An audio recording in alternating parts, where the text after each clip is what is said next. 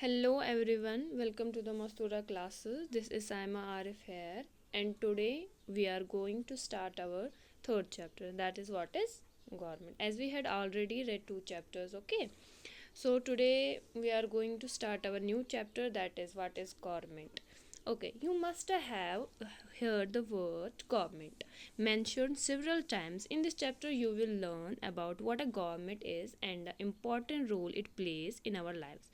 What do governments do? How do they decide what to do? What is the difference between different types of governments, such as monarchies and democracies? Read more and find out. So, what is your chapter going to tell you? That is, you must have heard the word government, that all of you are aware about the word of government. Okay, in this chapter, you will learn about what a government is. ठीक? Okay, so we will start from here. Every country needs a government to make decisions and gets things done. These can be decisions about where to build roads and schools, or how to reduce the price of onions when they get too expensive, or ways to increase the supply of electricity. The government also takes action on many social issues. For example, it has several programs to help the poor. It does other important things such as running postals and railway services. Every country needs a government. तो यहाँ क्या बोल रहे हर किसी country को, हर किसी देश को एक गवर्नमेंट की ज़रूरत होती है. गवर्नमेंट करता क्या है? To make decision and get things done. वो एक डिसीशंस लेते हैं, हमारे लिए डिसीशंस लेते हैं और उन्हीं चीज़ों को वो करते हैं. They can be these can be decisions about where to build roads. वो डिसीजन कैसे हो सकते हैं कि कहाँ पर हमें रोड्स तैयार करवाने हैं एंड कहाँ पे हमें स्कूल्स तैयार करवाने हैं. और how to reduce the price of onions, या कोई भी ऐसा चीज़ हो जिसकी मार्केट में भाव ज़्यादा हो, इन्फ्लेशन ज़्यादा हो, महंगाई ज़्यादा हो, तो वो कैसे उन चीज़ों की प्राइस हमें कैसे कम करवानी है, या कहाँ पे हमें इलेक्ट्रिसिटी की सप्लाई को इंक्रीज़ करना है, कहाँ पे डिक्रीज़ करना है. ये सारे किसके जुरिस्डिक्शन में आते हैं? गवर्नमेंट के. तो गवर्नमेंट हमारे ज़िंदगी के सोशल इश्यूज़ या हमारा कोई भी ऐसा इशू है, हर किसी में वो पार्ट एक्शन लेती है. ठीक. The government also has the job of protecting the boundaries of the country and maintaining peaceful relations with other countries. जो गवर्नमेंट होती है उसका और एक काम क्या होता है कि वो प्रोटेक्ट करती है हमारी बाउंड्रीज़ को, हमारी कंट्री के बाउंड्रीज़ को, और मेंटेन करती है peaceful relations with other countries, और दूसरी कंट्रीज़ के साथ पीसफुल रिलेशन वो मेंटेन करती है. It is responsible for ensuring that all its citizens have enough to eat and have good health facilities. When there are natural disasters like the tsunami or an earthquake, it is the government that mainly organizes aid and assistance for the affected people. If there is a dispute or if someone has committed a crime, you find people in a court. Courts are also part of the government. So what government do for us? देखो government हमारे लिए क्या करता है. It is responsible for ensuring that all the citizens, जो government के जो हमारे कंट्री के जितने भी सिटीजन्स हैं, तो गवर्नमेंट क्या करता है उनके लिए कि हमारे जो सिटीजन्स के लिए वो इनफ टू ईट और have good health facilities government हमें प्रोवाइड करते हैं. ठीक. व्हेन देयर आर नेचुरल, फिर जब बात आती है एक नेचुरल डिज़ास्टर्स मीन्स कि कुदरती तौर पे जो भी डिज़ास्टर हो, जैसे कि सुनामी आ जाना या अर्थक्वेक का हो जाना, तो वहाँ पर गवर्नमेंट ही होती है कि जो वो फैसिलिटीज़ प्रोवाइड करती है अफेक्टेड पीपल को. ठीक है.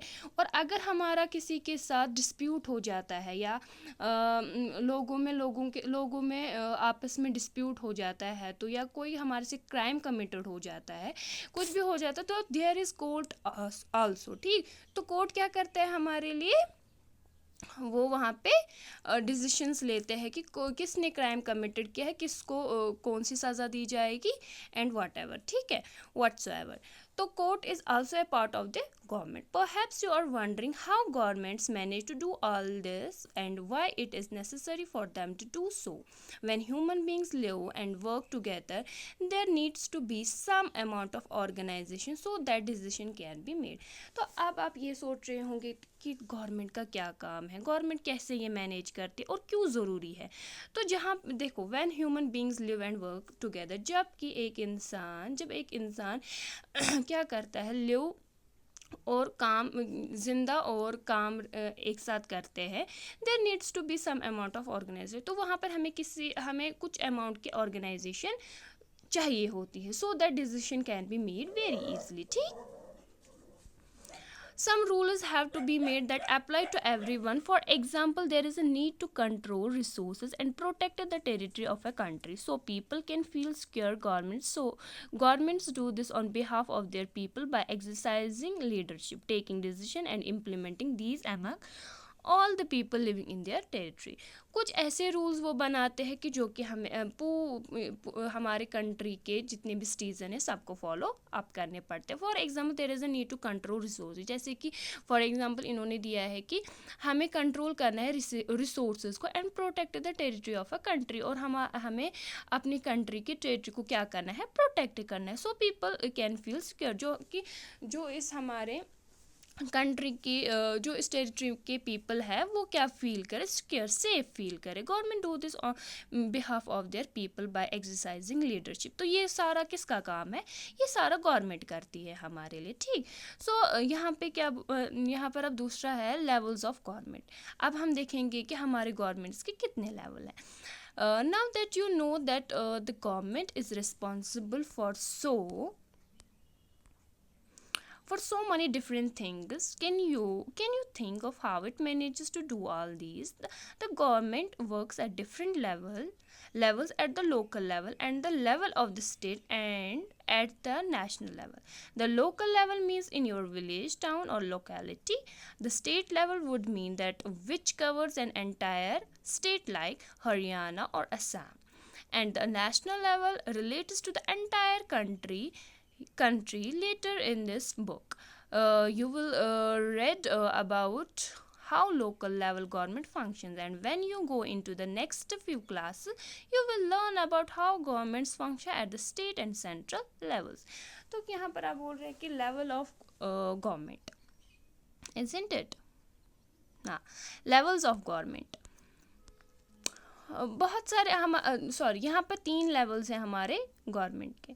तो जो the government money different things can you think of how it mean. Okay, the government works at different levels at the local level. Firstly ये जो हमारा गवर्नमेंट है वो हम लोकल लेवल पे वर्क करता है at the level of the state and the national level, and the secondly is our state level and third is our national level.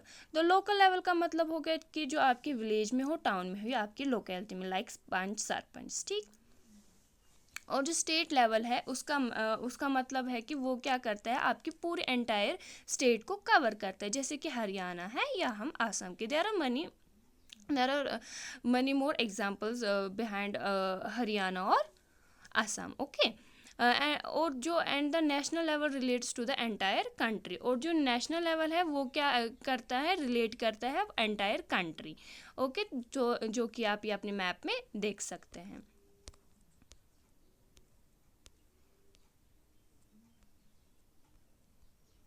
Laws and the government. अब कानून और government के बारे में हम पढ़ेंगे. The government makes laws and everyone who lives in the country has to follow these. This is the only way governments can function. Just like the government has the power to make decisions, similarly it has the power to enforce its decisions. तो laws and the government. तो laws and the government क्या होता है, जो government है वो क्या बनाता है, वो कानून बनाता है जो कि हमारे कंट्री में जितने भी पीपल रह रहे हैं, जितने भी सिटीजन्स हैं, वो हर किसी को फॉलो अप करने हैं. This is only the way governments can function. ये एक ऐसा तरीका है जहाँ पे जो हमारी गवर्नमेंट है ये फंक्शन करती है. क्यों? क्योंकि जो गवर्नमेंट है वो क्या बनाती है, हमारे लिए लॉ बनाती है. और जो हमारे कंट्री में जितने भी सिटीजन्स रह रहे हैं उनको क्या करना होता है, गवर्नमेंट के डिसीजंस एंड लॉज को फॉलो अप करना होता है, ठीक। Similarly it has the power to make enforce it is decision. जैसे कि हमारे लिए गवर्नमेंट हमारे लिए क्या बनाती है, जैसे कि उसको पावर दिया गया है कि टू मेक व्हाट डिसीजंस, तो वैसे ही उसके पास पावर है कि आप एनफोर्स करें क्या, अपने डिसीजन। एनफोर्स मीन्स लागू करना। For example there is a law that says that all person driving a motor vehicle must have a licence. Any person caught driving a vehicle without a license can either be jailed or fined a large sum of money. Without these laws, the government's power to make decision is not of much use.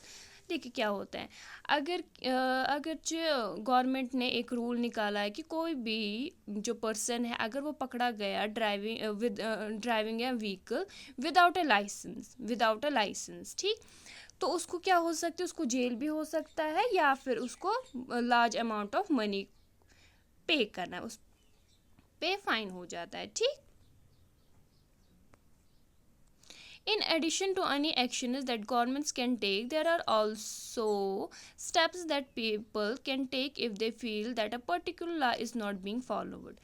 If a person feels, for example, that they were not hired for a job because of their religion or caste, he or she may approach in the court and claim that the law is not being followed.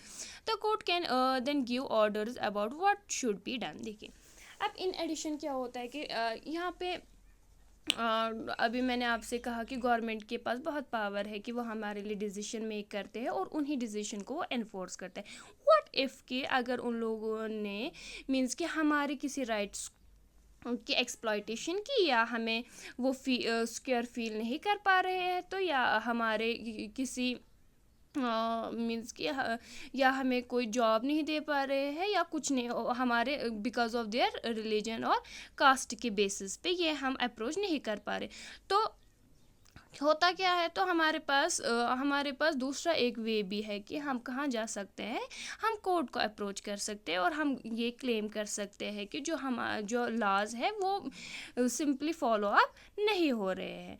तो वहाँ अगर हमारा कोई भी right exploit हुआ या हमें just because of religion caste की वजह से हमें जॉब पे हायर नहीं कर रहे हैं, तो we have court also, we can go to the court and we will tell them that the law is not being followed in a proper manner. Okay, so the second is types of government. Who gives the government this power to make decision and enforces law? So the question arises here, who gives the government this power? Government को ये power किसने दिया कि वो क्या बनाए, decisions बनाए और एनफोर्स करे लॉज को? The answer to this question depends on the type of government there is in a country. तो ये जो क्वेश्चन है इसके आंसर किस पे डिपेंड है? गवर्नमेंट पे है। There is in a country, in a democracy country it is the people who give the government this power. अभी क्वेश्चन अराइज हुआ कि गवर्नमेंट को ये पावर कौन देता है और ये क्या पावर हम देते हैं उनको कि आप डिसीजंस ले और उन्हीं डिसीजंस को वो क्या करते हैं, एनफोर्स करते हैं, ठीक। तो गवर्नमेंट को ये कौन देता है पावर? ये हम ही लोग हैं जो गवर्नमेंट को क्या देते हैं, पावर देते हैं इन अ डेमोक्रेसी, ठीक। They do this through election in which they vote for a particular person and elect them. तो इन अ डेमोक्रेसी क्या होता है कि हम क्या करते हैं, थ्रू इलेक्शंस हम अपने पर्टिकुलर पर्सन को चुनते हैं, हम उनको इलेक्ट करते हैं, ठीक। Once elected these person form the government. जब वो पर्सन इलेक्ट हो जाता है तो वो क्या बनाता है, एक गवर्नमेंट बनाता है। In a democracy the government has to explain it is action and defend it is decision to the people. Sorry, in a democracy system में क्या होता है, जो गवर्नमेंट है उसको अपने हर एक ये एक्शंस को एक्सप्लेन करना होता है in front of a people. That mean he is accountable towards the people. Another form of government is monarchy. तो दूसरी फॉर्म ऑफ गवर्नमेंट क्या है, मोनार्की। और हम क्या पढ़ रहे हैं, types of government. The monarch, king or queen, has the power to make decisions and run the government. The monarch may have a small group of people to discuss matters with, but with, but the final decision making power remains with the monarch. Unlike in a democracy, kings and queens do not have to explain their actions or defend the decision they take. तो दूसरी form of government क्या है, monarch. Monarch का मतलब क्या होता है, king और अ क्वीन. ठीक है, उनके पास क्या पावर होती है कि आप डिसीजन लें और क्या बना और क्या करें, गवर्नमेंट को चलाए. द मोनार्क में हैव अ स्मॉल ग्रुप, और जो मोनार्क होता है उनके पास क्या होता है, बहुत छोटा सा ग्रुप होता है पीपल का, जो कि क्या करते हैं, डिस्कस करते हैं matters related to anything whatsoever. Okay, तो दूसरा फॉर्म क्या है, monarchy. And the first form was democracy. ठीक, जो कि इंडिया में है. Democratic governments. India is a democracy. This achievement is the result of a long and eventful struggle of the Indian people. There are the other places in the world where people have also struggled to have democracies. You now know that the main feature of a democracy is that the people have the power to elect their leader. So in a sense, a democracy is ruled by the people. The basic idea is that people rule themselves by participating in the making of these rules. India is a democracy, as we all know, as we all aware about this word democracy. तो India जो है वो एक democracy है. ठीक है, the achievement is the result of a long and eventful struggle. As we all know कि our India was under control by Britishers. ठीक, तो बहुत सारे इवेंटफुल और स्ट्रगल के बाद जो हमारा जब इंडिया फ्री हुआ था, तो ये क्या बना था, एक डेमोक्रेसी कंट्री बना था, डेमोक्रेटिक कंट्री. डेमोक्रेटिक का मतलब होता है कि सारा पावर किनके पास है, हम लोगों के पास है. जब हम ही लोग क्या बना करते हैं, इलेक्ट करते हैं अपने पर्टिकुलर लीडर को, पर्टिकुलर पर्सन को, और वही पर्टिकुलर लीडर, वही पर्टिकुलर पर्सन क्या फॉर्म करता है, वो बनाता है गवर्नमेंट. और जब वो गवर्नमेंट बनाता है तो वही क्या लेता है, हमारे लिए डिसीजंस लेते हैं, वो हमारे लिए लॉज बनाते हैं, और वो कहाँ पे फॉलो अप होती हैं, हमारे कंट्री के लोगों पे. Democratic governments in our times are usually referred to as representative democracy. In representative democracy, people do not participate directly, but instead choose their representative through an election process. Democratic governments का हमारे time में क्या, in our times are usually referred to as representative democracy. क्या बोला जाता था, representative democracy. Representative democracy में क्या होता है, जो people है, जो लोग होते हैं, वो participate नहीं करते हैं डायरेक्टली, बल्कि वो क्या करते हैं, वो अपना रिप्रेजेंटेटिव चूज करते हैं थ्रू इलेक्शन प्रोसेस. ठीक, these representatives meet and make weight decisions for the entire population. तो ये क्या करते हैं, ये जो लीडर्स है, ये रिप्रेजेंटेटिव्स है, ये क्या करते हैं, ये लोगों से मिलते हैं और डिसीजंस बनाते हैं for the entire population, whole population के लिए. These days a government cannot call itself democratic unless it allows what is known as universal adult franchise. This means that all adults in the country are allowed to vote. तो यहाँ पे हमें क्या पता चल रहा है, रिप्रेजेंटेटिव डेमोक्रेसी का मतलब क्या है, क्या होता है कि जो गवर्नमेंट है can not call itself democratic unless, तब तक जब तक कि वो क्या नहीं मानी जाती थी, क्या नहीं, किस नाम से नहीं जानी जाती थी, एज यूनिवर्सल एडल्ट फ्रेंचाइज. इसका मतलब क्या है कि हर किसी एडल्ट को, जो भी हमारे कंट्री में रह रहा है, जो भी हमारे सिटीजन्स हैं इंडिया के, वो अलाउड है to vote. But it was not always like this. Can you believe that there was a time when governments did not allow women and the poor to participate in election? जैसे कि अभी हमने ऊपर पढ़ा कि universal adult franchise, जिसका मतलब है कि हमारे कंट्री में जितने भी सिटीजन हैं, no matter whether this are mens and womens, तो हर किसी को एलो किया जाता है थ्रू यूनिवर्सल एडल्ट फ्रेंचाइज कि आप you all are allowed to vote. लेकिन but it was not always like this, लेकिन ये हमेशा से ऐसे ही नहीं था। Can you believe that there was a time, क्या आप यकीन कर सकते हैं कि there was a time when government did not allow, जब गवर्नमेंट अलो नहीं करती थी women and the poor to participate. एक तो वुमेन औरतें ladies and the poor to participate, और जो कि कौन होते थे, पुअर, जो बेचारे गरीब तबके के लोग होते थे, उनको पार्टिसिपेट नहीं किया जाता था कहाँ पे, इलेक्शंस में। In their earliest forms, governments allowed only men who owned property and were educated to vote. तो अर्लीस्ट पहले ज़माने में क्या हुआ करता था कि पहले वक्त क्या हुआ करता था, जो गवर्नमेंट है वो किन को ओनली अलो करती थी, उन आदमियों को जो कि जिनको अपनी प्रॉपर्टी हो, जो अपनी प्रॉपर्टी को ओन कर रहे हो, और क्या हो, एजुकेटेड भी हो, ठीक। तो उन्हीं को क्या दिया जाता था, वोट का अधिकार। This meant that women, the poor, the propertyless and the uneducated were not allowed to vote. The country was governed by the rules and regulation that these few men made. In India, before independence, only a small minority was allowed to vote, and they therefore came together to determine the fate of the majority. Several people, including Gandhiji, were shocked at the unfairness of this practice and demanded that all adults have the right to vote. This is known as universal adult franchise. Now you are thinking, universal adult franchise, who gave this title and who gave this name?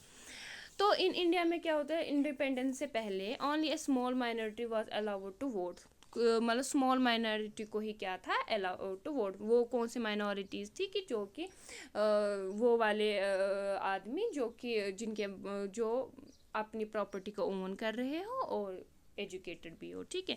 तो जो गरीब तबके के हो और जो औरत ज़ात है उनको वोट का हक नहीं दिया जाता। तो जो हमारे Gandhi ji, several people including Gandhi ji, वो ये अनफेयरनेस देख के शॉक रह गई। तो उन्होंने क्या बोला कि उन्होंने क्या डिमांड की कि हम that all adults have the right to vote, हर किसी एडल्ट को राइट टू वोट है, no matter whether it is a girl, boy and ये poor and rich. Okay.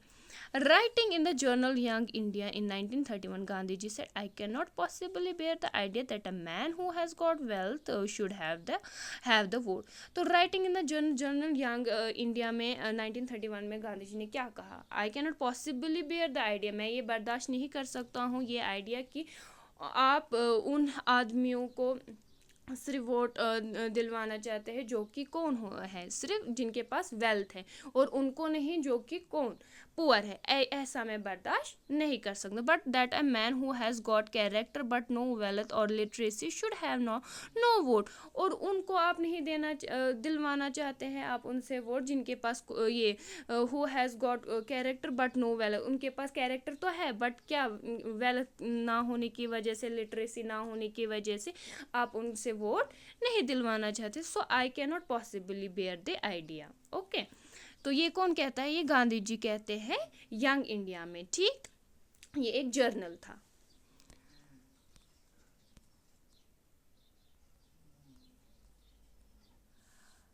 Or that a man who works honestly by the sweat of his brow day and in and day out should not have the vote for the crime of being a poor man.